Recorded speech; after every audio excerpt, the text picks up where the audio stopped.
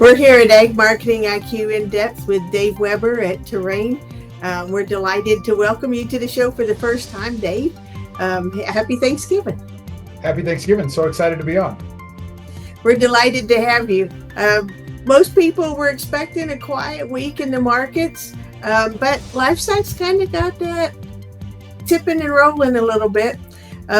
In part because of the Tyson plant closing in Nebraska and the pullback in Texas. Your first thought is that that's economics. And we wonder why, because it's the livestock market and we've been running such a fabulous high. But my understanding is this hasn't been such a good time for processors. Can you tell us a little bit about that? Yeah, despite great consumer expenditures and beef demand, the packer hadn't had any leverage for the year. Looks like in my estimation, my kind of weekly kind of gross margin guess, packers have made money maybe 6 weeks this year. So 40 plus weeks of negative margins in 2025. Not really surprising. Something had to give. We've been running short on inventories. We're at 70-year lows in the cow herd. We've seen definitive pullback in slaughter rates for fed cattle and cow slaughter. We're down about 32,000 head a week on average compared to last year. And there's, as we've gone into the back end of this year, that's gotten bigger than that year-over-year decline. So, they're in a tight spot, and something had to give. We've anticipated this for 14 to 18 months with the negative margins they've been running, the big gap between available cattle supply and shackle spaces that are out there. And while that gap was wide already, we've added capacity in some new facilities or new facilities that are on the way. And there comes a time where something's got to give, and it finally occurred. I'm hearing some things that you're saying that are contrary to the national conversation. One, we get additional competition for processors, so they're not out there running the show. And two, they're not making money hand over fist. They are operating below capacity. So what does that mean for producers? Well, it's a challenge, and producers are facing the same kind of challenge. So one of the big challenges for these big beef plants that run at less than capacity is their inability to spread fixed costs or semi-fixed or semi-variable costs, however you want to look at it. Because a lot of folks think about labor as variable. It is to a point, but labor union contracts dictate how many hours. Maybe not how many hours you work, but they dictate how many hours you pay as a packer. So that's one of the constraints that all the plants have been up against is how many 32-hour weeks can they run. We've pretty much used all of them in all the plants. And so there's some weeks they might kill 30 hours and pay 40. And that's a double dip, right? And an additional cost beyond not being able to spread fixed. So when we estimate what plant costs are, and my guess isn't very good, I don't think, but it's at least consistently wrong. It's the same everywhere. Like all those plants face that same problem. Our challenge in the industry today is we've got feed yards kind of in the same place. If we look at the north, so Nebraska North or Nebraska North and East, Nebraska, South Dakota, Iowa, we've got record cattle on feed. If we go Kansas, Oklahoma, Texas, Colorado, we're in a completely different situation. When we look at inventories in Texas are down 10%, Colorado's down almost that much. Placements during October down 33% in Colorado alone. We're starting to see some impacts of this lack of cattle availability, and it's really changing feed yard dynamics. Because if you got a feed yard that's full, the mill's running full, you're collecting yardage on all the cattle that you can. You're producing as much feed through the feed mill as you can. Those yards have one production dynamic. And if you go to the southern plains of the panhandle of Texas and south, and you've got a feed yard that's pen at 60% capacity, they've already gone through maybe not laying people off, but the natural attrition that's gone on. They've not replaced, pen riders, doctoring staff, whatever it is, trying to manage their way through that. for part of the year, it's just been, I can't afford to replace one. I just keep feeding the one I've got. And so that's tightened supplies as well. So there's a lot of these dynamics going on in multiple places. And so we start to see that dynamic break out. You look at the Lexington plant in particular, one of the highest densities of cattle feeding in the country, and in central and southern Nebraska. Northern Kansas yards are feeding into that facility. Lots of cattle around them.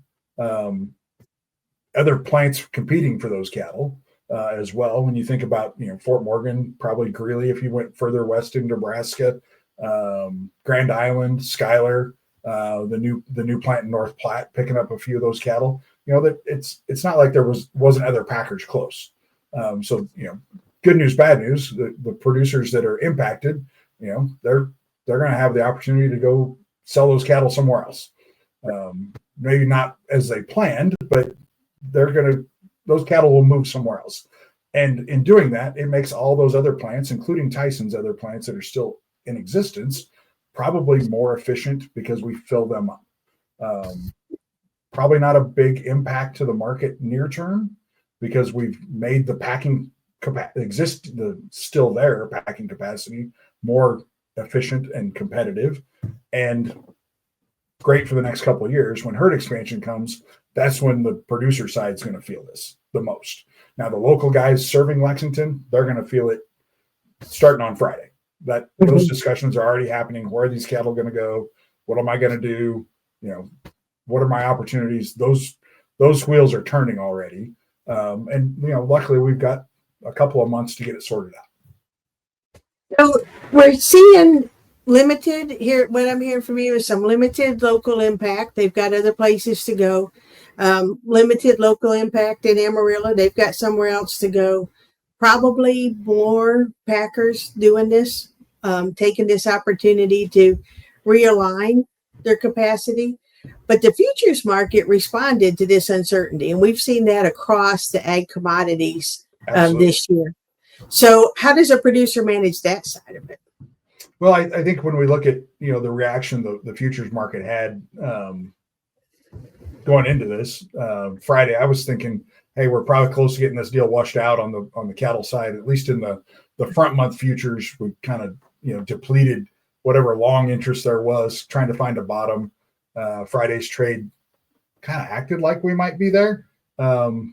Yesterday or Monday's trade, certainly with the limit down move across most of the contracts, I think was a largely emotional response. I mean, the supply hadn't changed from Friday to Monday of fed cattle. Maybe the localized demand feels like it's changing, but that's not even changing until the end of January. So it was a lot of psychological, emotional response. And the futures do what the futures do. When the buying side steps back, it's hard to sell it higher. And so we went through that. We're in better shape. Tuesday trade had some green on the board. I think we're maybe moving past the worst of this, and maybe setting up for the rest of the rally as we get through the fall and into the spring. The talk in the country is like, when is cow-calf guy going to expand and retain some heifers? Well, the unique part about the beef business is we're going to have to make it smaller to make it bigger. We're going to make beef production smaller to retain those females in the country.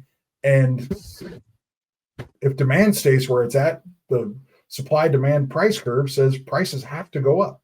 And sometimes we get in the country and we forget a little bit about what the function of price is, besides the transactional selling between me and you and how we transact the business. The economic function of price is to ration use. We're going to find the best use to that product and the highest use of that product. And unfortunately, there's not enough beef to go around. And we're going to price some customers out of this and or out of our product. Is our imports going to be the solution? It might help ground beef supplies some and those customers, yes. But if you're a prime ribeye or a prime certain New York strip or sirloin buyer, there's only so many of those to go around. And I don't see prices really changing very much. I mean, you look at the futures market or the box beef market since this has all happened, it's gone exactly nowhere. That supply of beef going through those plants and going to retailers and food service operations hasn't changed. isn't really going to change over the next 30, 60 days because the constraint isn't the packing capacity. The constraint is the throughput through the rest of the supply chain to their doors. And we're not going to change that anytime soon. It's a 3-year process from if we kept a replacement heifer this fall to when we get her first calf through a feed yard. Yeah. That biology is the biology. Like if we could change that, we already would have. Right. So we're just in the place here where we're going to be in tight supplies. On the production side, on the processing side, we're in kind of transition because we're simultaneously at a place where we've got too much capacity, but we've got new capacity coming. Different ownership structure. You know, one of the new plants is owned by a retail grocery company, and the other one's going to be producer owned. So other people interested in getting in the packing business, it's a thin margin business historically. Over time, they're willing to put their money and make those investments.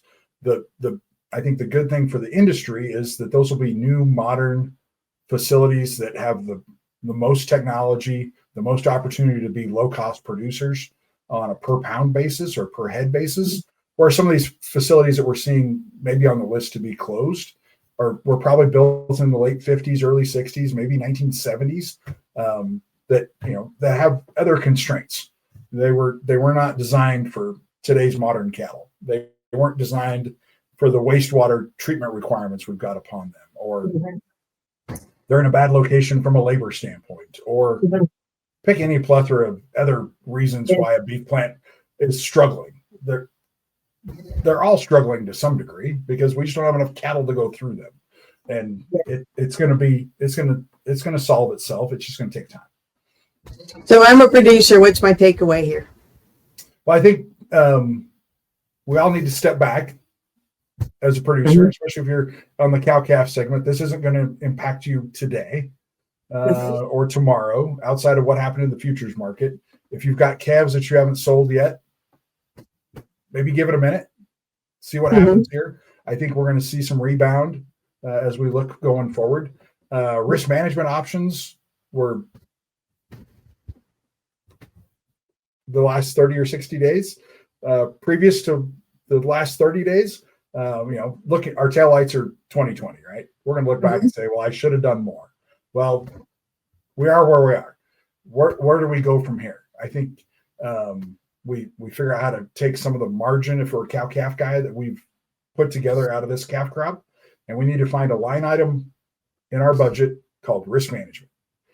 It's futures, options, or LRP. Forward contracting options.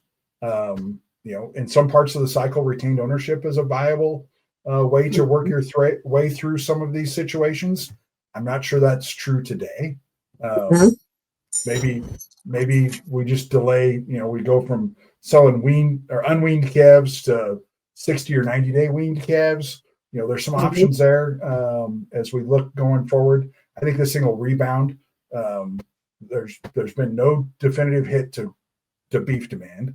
So the dollars coming in our system aren't going to change over this. We're going to reparse how we separate those out between the segments for a minute.